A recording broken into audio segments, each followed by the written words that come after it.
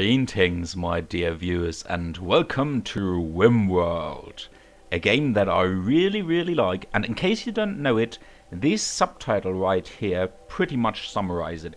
It's a colony simulator in space. It was entirely developed by one person, I think. Maybe he had some help by like bug testing people, but mostly it was just this one guy, Tinnen Sylvester. And I have the highest respect for this little fella. He made all of this on his own, and you will see what I mean in just a minute. I bought the game at a rather early version in its development stage, like maybe 3 years ago it might be. Now we are at number 16. It's still an alpha version, mind, but yeah, it's already the 16th version of the alpha. He kind of releases a new alpha version like every few months or once a year maybe. So yeah, he kind of still works on it. He still improves it. He listens to the community a lot in the forums, to their suggestions and so on. And I really like this game. I used to play it a lot, and I still do from time to time. So let's take a look at my settings. All of these settings are, for me personally, the best, as you will see during the course of this Let's Play. If you have any questions or suggestions for these which I should change, then just write it down. And what you should definitely write down in the comments are names in games. As I said, I bought the name in game version, which entitled me to send in a name suggestion for a character, a pawn in the game. So yeah, this is my character, and I wrote it down just here, so we will hopefully meet him at some point in the game. And if you have a name in the game, or if you have just a character that you have at some point met and that you really like and that you want to see again in my colony, just tell me in the comments, and I will definitely just write it down, because it's just for free. It doesn't cost anything. I can write down as many as I want, and then we will meet these awesome characters. But yeah, let's just start right into the game, because as you will see, we have different versions that we can pick from, and I will go with the very classic scenario of Crash Landed. This means we have 3 starting characters and a little bit of random stuff down here, in contrast to the Rich Explorer, where we would only have 1 character but more stuff, and the Lost Tribe scenario, where we would have 5 characters and even less stuff, I think. Yeah, but I usually go with Crash Landed because I just like it. We get a survival rifle and 1 pet, so yeah, that's perfectly fine for me. Next up, we will choose our storyteller. I usually go with the one pre-picked here, Cassandra Classic, which starts off just fine and then steadily increases the curve of the challenges and events that are happening to you, which I like. It gives you an easy start in comparison to this one, Phoebe Chillax, which just gives you an easy start and then keeps going very easy. And Ready Random, who might just throw a toxic fallout right at the beginning at you. But yeah, we will do this, and we will go with Rough, which is not the worst and not the easiest possible option, just somewhere in the middle. Also, I will not pick permadeath mode just here, but I will keep every single death of a character, every single attack, and everything else will be in my Let's Play. But I will not choose this option simply for recording purposes, because the game might crash and then nothing is won. So yeah, we will do it like this. And now it gives us any random seed. I might as well just type in something else. This word or this name means nothing. It's just the name of the world that we are about to create. The rest will be as it is. So let's just create a planet, just like that. That's probably how the old man did it in the earliest of days. So let's take a look at our planet. This is it. They usually just look very much alike. I mean, it's a planet, right? How else would it look like? We can tilt it around here, and this is the area that is currently lit by sunlight, even though the sun is over here. A little bit weird. Maybe 2 suns, who knows? And as you can see, it is not an empty planet. It has a lot of water, a lot of earth, and also a lot of inhabitants. We have evil factions, which are like these, with the skull and crossbones. The evil factions on these planets are the dogs, as we can see here, and... oh, that's it. There seems to be only one evil faction. But we have several friendly factions, which are indicated by these tents and houses. We have the green tents, which are the White Desert Kin League. Those are usually tribes people, so very primitive, but still they will come in useful as traders and friends. And also we have the Green Elephant Seal Bartasro. Very complicated name, but I like it. It sounds very nice. And the house symbols are usually a little bit more advanced in what they offer and the clothes they are wearing and so on. So we have the Free Accord of Ishiniveum. Okay, the free people. And we have over here, the brown house is the liberals. That's nice. So many friends and so little enemies. I think I'm going to like this planet. Maybe I'm crashing here intentionally. And what happens next is that we will select our landing or crashing site. I will just zoom in a little here. As you can see, there are some abandoned colonies right here. And each and every single one of these hexagons is actually a possible map. So we could, for example, crash right here. It is a temperate forest.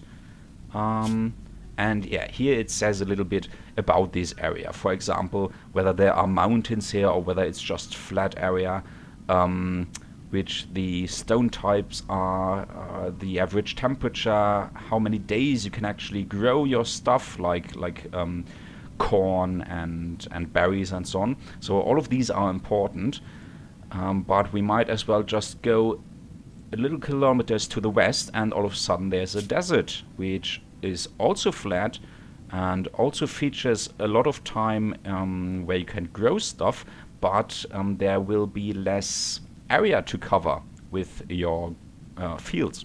Yeah, sorry, I'm kind of a loss at words there. We also have water here, but I don't think you can actually crash in the ocean, so we'll just ignore that for a second. But we also have ice sheets here. It's a very small ice sheet. Oh, there's a larger one up here. And I'm really hoping that I'm not crashing on an ice sheet. I haven't really played on ice sheets so far. I've played in the desert and in the forest and essentially everywhere else in the middle, but not on ice sheets. And I imagine that it's really, really difficult. So yeah, that is our planet, and we will now randomly select a crash site, because if your spaceship crashes, you can't really like tell where to go when crashing on a random planet. Oh, so here it goes. I'm a little bit nervous. We are going to crash in a forest area. Right here. Oh, right at the ocean. Let's take a look. We have a lot of trees, of course. The winters are harsh. Lots of animals. And the summers are warm. Okay, so it sounds a little bit like maybe Siberia, Russia, around there. Maybe Canada even. The terrain is flat. I usually prefer mountains. Just telling you at the beginning. I'm a mountain-based builder, but yeah, I can make do. We'll just build houses. We have very low temperature, extremely low temperature, and we only have 20 days to grow stuff. So it's more of a winter territory. Okay, but it says that there's a lot of game here, meaning a lot of animals that we can hunt. So it's okay, we can make this work. Next up, we will choose our 3 colonists. We have here Mickey, Time, and Kazuko, but you can just click on randomize and get a new one. Oh, actually, that's my character. Oh, that's awesome. I've already found the first one. But yeah, if you click on randomize, then you will just get a new one. And then we also have the mod called Prepare Carefully, which we can use to actually change around all these stats a little bit. For example, all these points in the various areas. So I could make my character a little better at shooting. No, not at shooting, at melee, for example. I usually tend to go with the ones with the little flame, which means he learns faster in that area. But yeah, first of all, I will actually pick 3 characters right here and just, edit them around a little bit. And as soon as I'm finished, I will get back to you and present them to you.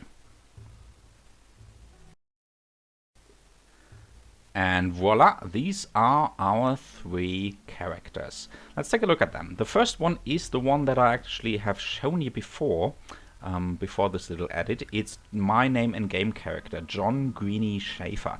And I was quite surprised that they got the age right this time. I have met my character in the game twice now, always belonging to a different faction, and both times he was a 41-year-old dude, so I thought that maybe that's like a preset that you can't change, but apparently not. They got the age right this time. I am really 26 in real life, so that's a funny coincidence. I used these backstories mainly because they give you a preset for the skills, but you can also change the skills about. I have not used the point limits here because it kept telling me, you're way overpowered, please stop. So I just ignored it. But yeah, I tried to change things about a little bit, but I couldn't quite change the passion, for example, these little flame thingies, which indicate that, how fast you are learning when doing certain actions. So for some reason, my character in the game is really interested in growing, fist fighting, and medicine.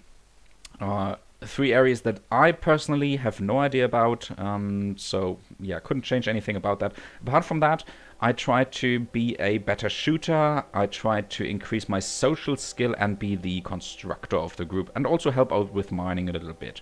But you can see these digits are very low, so I don't think that this character is overpowered, and especially since we are in a rather cold region, growing won't be really interesting for us, and I guess that my character will kind of be, I don't know, the housekeeper, the cleaner, hauling stuff about, maybe something like that. I also chose some traits here, Pessimist, Prostophile, and Night Owl. They will all give me a negative boost in the beginning, but I think it will spice things up, so that's why I added them. And this is how I edited the exterior of my colonist. This is how I look like kind of in real life. And I also added this green shirt, mainly for myself so that I can distinguish the 3 characters. Next up, we have the only female character in our group. Her name is Vicky Haas, and she's also the youngest in our group. She also has a few traits. I kind of made her like this really neurotic, fast-working, fast-acting, but very modest person. That's kind of what I had in mind for her. She is better at the social thingy, but can't fight at all. She knows a little bit of medicine. Actually, all 3 of us know a little bit of medicine. That was not my intention, but it will be quite handy. She can cook, and she's mostly our miner, so that's why I recruited her. And last but not least, actually not least at all, is Zippy. Zippy is kind of my all-round guy. He's the oldest in our group. This is how he looks like. You will notice that he has a blue shirt, and Haas has a red shirt, and I have a green shirt. That is really just for me, so I don't get confused. As I said, Zippy can do anything. He's a good shooter, or at least he will learn a lot. You can see all these passion flames. I have no idea why that is, but yeah, I have almost no passion, and he has a lot. He can also melee fight. He could be good at social if he wanted to. He will probably be our animals guy, even though he's only a beginner. Little bit of medicine. He is just as good in cooking as is Haas, so they can just do the job both. And he also growing, couldn't change that, and he will be our researcher. He has a few traits that will make him more interesting, especially the chemical interest, which means that as soon as he will find some drugs or beer, that he will get intoxicated. But yeah, I think that's very important for such a character who's really good. I think Zippy will actually be my most important character in the game. Yeah, but that's it. Those are my 3 characters for now. Actually, Zippy and Haas, I could change the names now, but I thought they were quite okay, Camacho and Haas. But later in the game, I will not be able to change these names, the first name and the surname, but I will be able to change the nicknames at any time. So if you have a funny idea for these 2 characters for a nickname, then just write it down in the comments and I will change it. Or tell me your own nickname or whatever. Just anything, really. I think, yeah, for Zippy I can change it. Maybe for Haas not, I don't know. Well, I will just try. So those are my characters, and next up we can also just give them some items. We can even pick an animal for them, but I prefer to keep it random here, so I will not click on anything and instead just... And for some reason it wouldn't let me record that loading screen. But anyway, here we are in the map, and it starts with usually the same text message, which in this case reads: "The 3 of you awake in your crypto-sleep caskets to the sound of sirens and ripping metal. You barely get to the escape pods before the ship is torn apart. Sometime later, you land on this unknown RimWorld. As pieces of the shredded starship fall around you, you start making plans to survive." Alright, here we go. And this is us crashing down. There we are. And I will immediately stop the game just there. We have an animal that is a dog, which is always nice. You could also have a cat or monkey, which sounds fun in the beginning, but they are not really any useful. My favorite are dogs, actually. It is a male husky called Aris. That's nice. We also have some other items, which are all forbidden right now. And I will just take a quick look at the map before we decide where to go. So, of course, we have the ocean right here on our eastern border. Some old structures here, I can see them. And the rest is, a lot of marshland, actually. That might come in handy. Oh, a lot of marshland. That is always important for defenses. I will check that out when I actually start playing this game. And in the middle, a huge part where I might be able to grow stuff, but only during the summer. So yeah, also an ancient structure here. I should keep away from that just now. There are usually enemies inside. But yeah, this is where we will probably be living for the next 2, 3, maybe even 4 years, and try to get off this planet again and reach our loved ones and our home planet. Yeah, this was the beginning of RimWorld. As I said, just write down in the comments if you have a funny nickname for